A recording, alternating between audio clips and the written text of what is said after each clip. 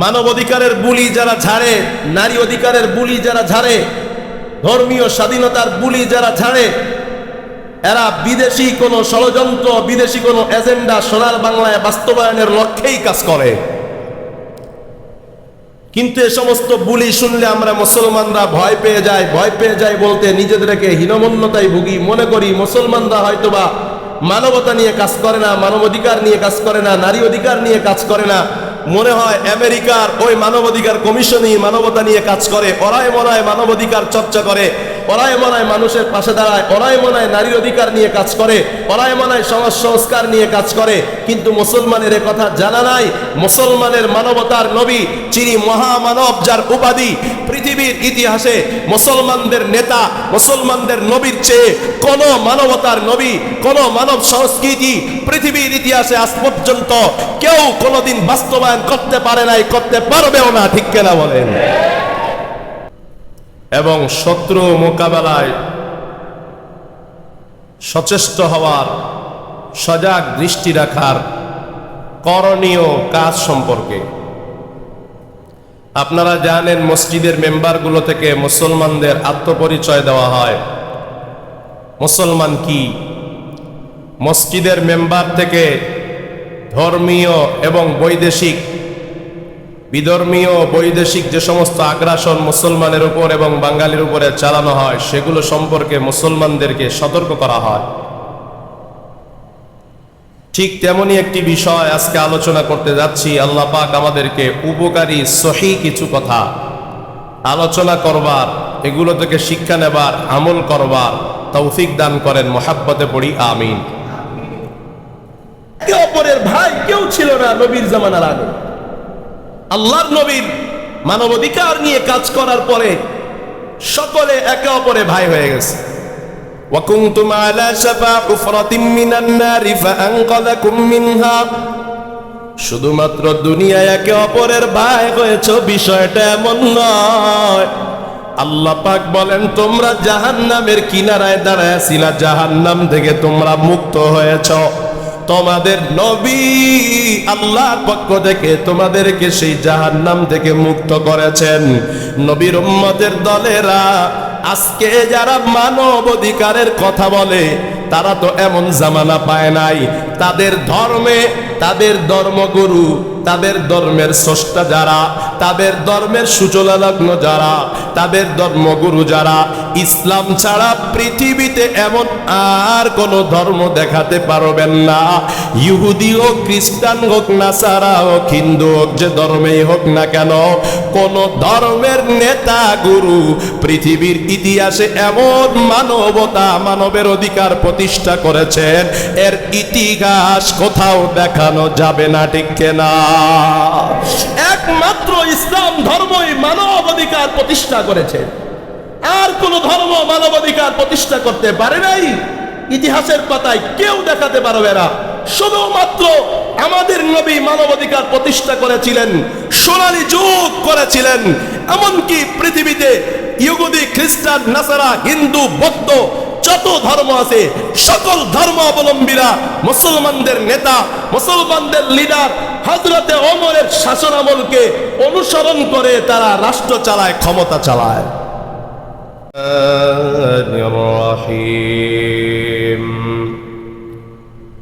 واذكروا نعمة الله عليكم إذ كنتم أعداء فألف بين قلوبكم فأصبحتم بنعمته إخوانا وقال النبي صلى الله عليه وعلى آله وسلم إن دماءكم وأموالكم عليكم حرام كحرمة يومكم هذا في بلدكم هذا في شهركم هذا أو كما قال النبي عليه الصلاة والسلام صدقت يا رب العالمين وصدق رسولك النبي الكريم ونحن على ذلك لمن الشاهدين والشاكرين والحمد لله رب العالمين.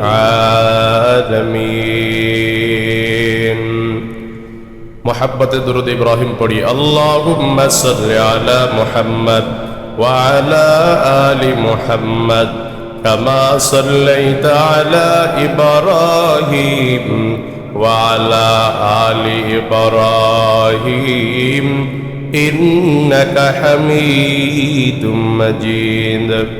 اللهم بارك على محمد وعلى آل محمد كما باركت على إبراهيم وعلى آل إبراهيم إنك حميد مجيد.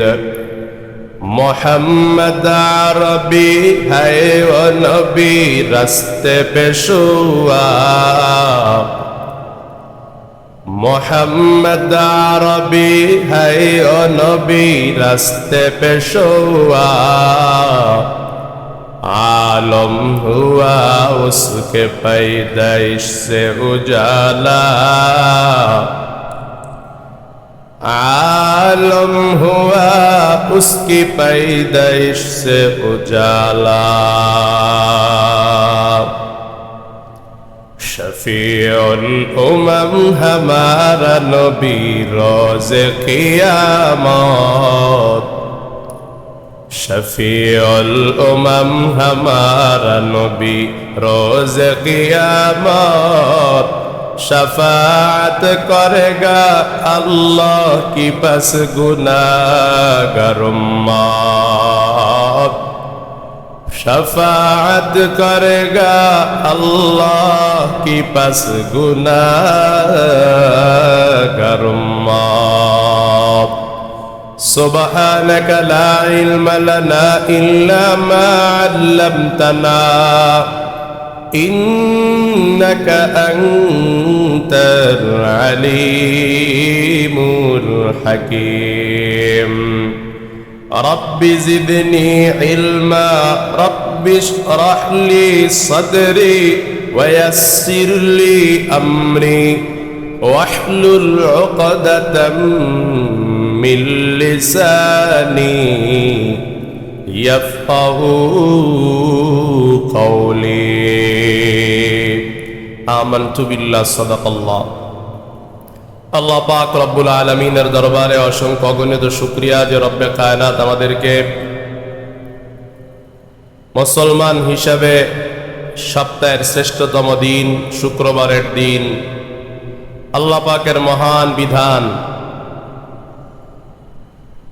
এ বিধান জুমার নামাজ আদায়ের লক্ষ্যে যুগ উপযোগী অতি গুরুত্বপূর্ণ আবশ্যকীয় কিছু বিষয় জানার জন্যে আগে আগে মসজিদে আসবার বসবার সুযোগ করে দিয়েছেন। নেয়ামতের শুকুর আদায়তে পড়ি আলহামদুলিল্লাহ। লক্ষ কোটি দরুদ ও সালাম বিশ্ব মানবতার মুক্তির দূত, শান্তির বার্তাবাহক, হেদায়েতের পরম দিশের উম্মতের কান্ডারি সাইয়্যিদুনা জনাবে মুহাম্মদুর রাসূলুল্লাহ সাল্লাল্লাহু আলাইহি ওয়াসাল্লামের উপর। মুহতারাম হাজিরিন, আজকে আন্তর্জাতিক একটি বিষয় আপনাদের সামনে উত্থাপন করতে চাচ্ছি। ইন্টারন্যাশনাল একটি বিষয় নিয়ে কথা বলবো। আজকের আলোচনাটা আন্তর্জাতিক মানের এবং আত্মপরিচয়ের। তন্মধ্য থেকে একটি বিষয় হচ্ছে মুসলিম ধর্ম অবলম্বীদের বিপক্ষে ষড়যন্ত্র স্বরূপ ইংরেজরা, আমেরিকানরা, ইহুদি নাসারারা গোটা মুসলিম বিশ্বের মুসলমানদের বিরুদ্ধে যে সমস্ত ষড়যন্ত্র করে চলছে, তার মধ্য থেকে অন্যতম একটি ষড়যন্ত্রের কমিশন মানবাধিকার সংরক্ষণ কমিশন। এই ষড়যন্ত্রের বীজ বপন বিভিন্ন দেশে করতে করতে এমন একটি পর্যায়ে আমরা অবস্থান করছি যে সময়ে তারা তাদের এই ষড়যন্ত্রের বীজ বপন বাংলাদেশেও করার প্রয়াস চালাচ্ছে, যেটা আমাদের দেশের জন্য এবং ধর্মের জন্য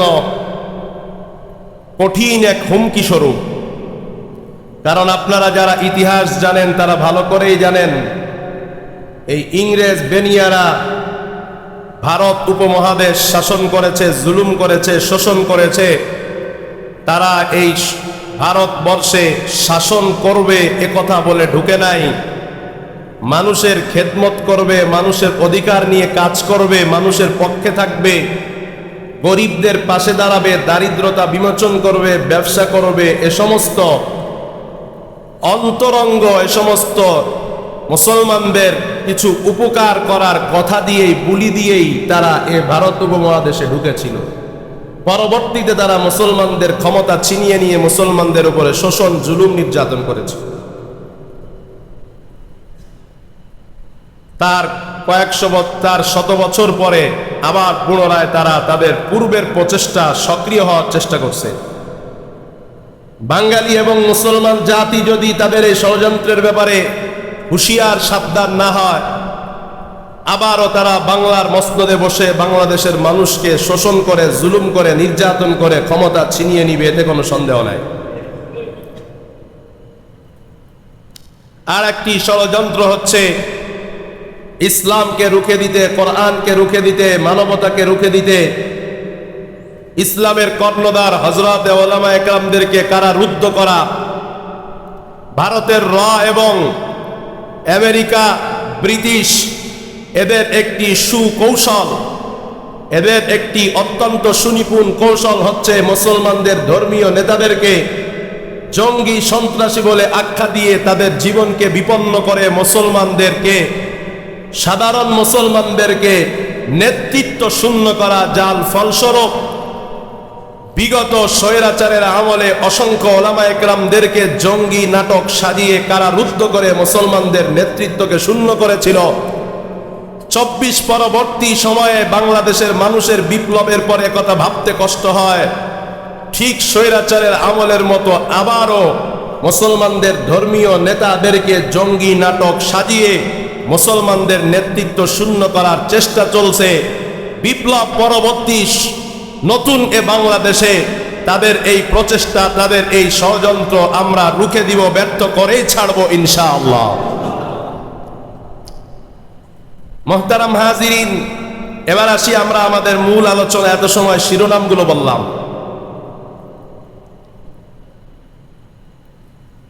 মুসলমানের আত্মপরিচয় জানা দরকার।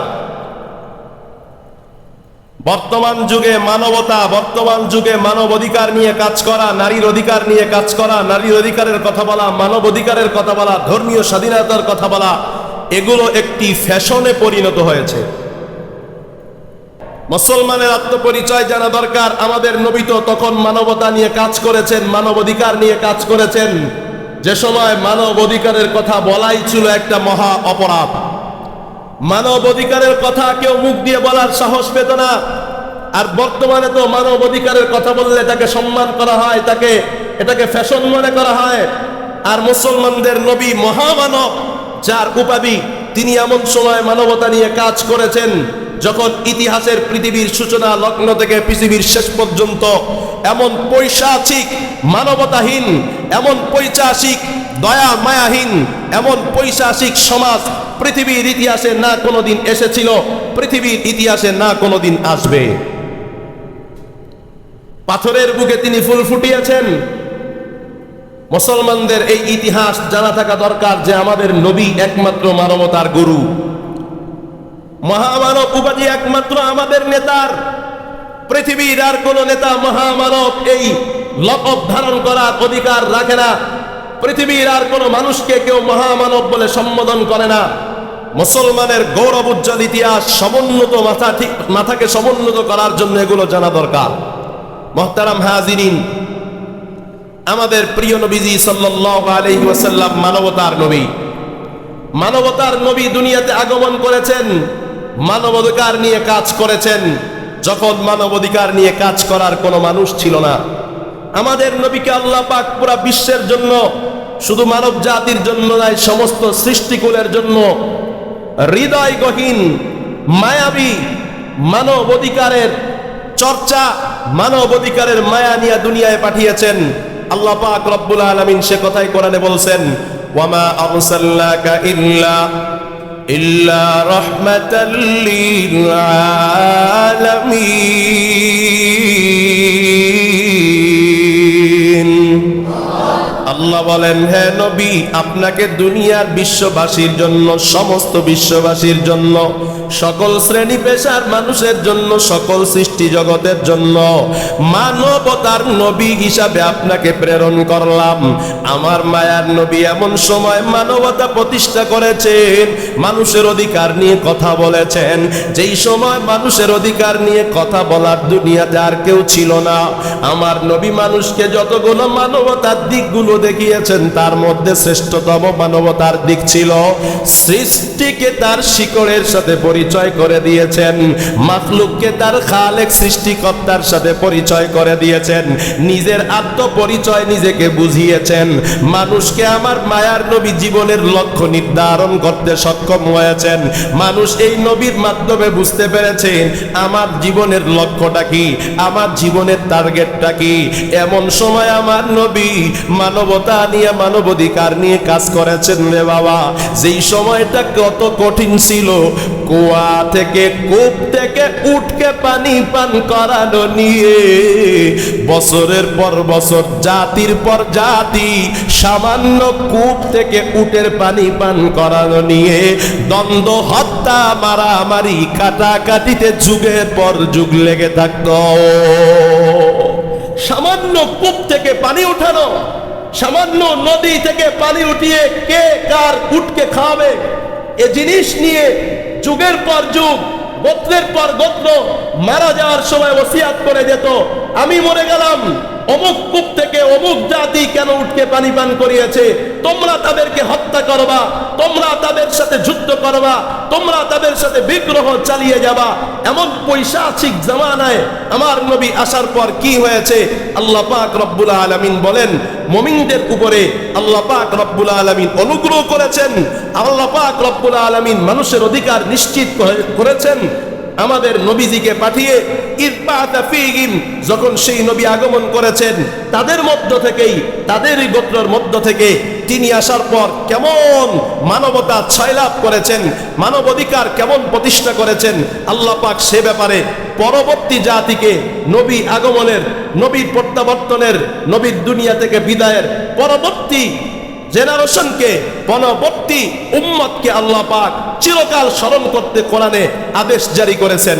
ওয়াযকুরু নি'মাতাল্লাহি আলাইকুম ইয কুনতুম আ'দা। দুনিয়ার জাতি, দুনিয়ার মানুষ সম্প্রদায়, কিয়ামত পর্যন্ত যারা দুনিয়াতে আসবে, তারা ভালো করে স্মরণ করে নাও তোমাদের উপরে তোমাদের রবের নিয়ামতের কথা, অনুগ্রহের কথা, মানবতার কথা। ইয কুনতুম আ'দাআন, যখন তোমরা একে অপরের শত্রুপন্ন ছিল, শত্রুতা পরায়ণ ছিল, একে অপরের শত্রু হয়ে বসবাস করতা। বন্ধু বলে তখন কোনো শব্দ ছিল না। কেউ কারোর জন্য কাজ করবে, কারোর প্রতি অনুগ্রহ করবে, এমন কোনো শব্দ তখন ছিল না। প্রত্যেকটা মানুষ একে অপরের শত্রু ছিল। আল্লাহ বলেন, ফাআল্লাফা বাইনা কুলুবিকুম, আল্লাহ পাক রব্বুল আলামিন নবীর মাধ্যমে তোমাদের পরস্পরের প্রত্যেকের একে অপরের হৃদয়ের মধ্যে বন্ধুত্ব সৃষ্টি করেছেন, একে অপরের প্রতি সহানুভূতি সৃষ্টি করে দিয়েছেন। ওই নবীর মাধ্যমে বন্ধুত্ব সৃষ্টি করার পর ফাআসবাহতুম বিনিয়ামাতিহি ইখওয়ানা, ফলশ্রুতি এমন হয়েছে তোমরা পরস্পরের সকলেই একে অপরের ভাই হয়ে গিয়েছ।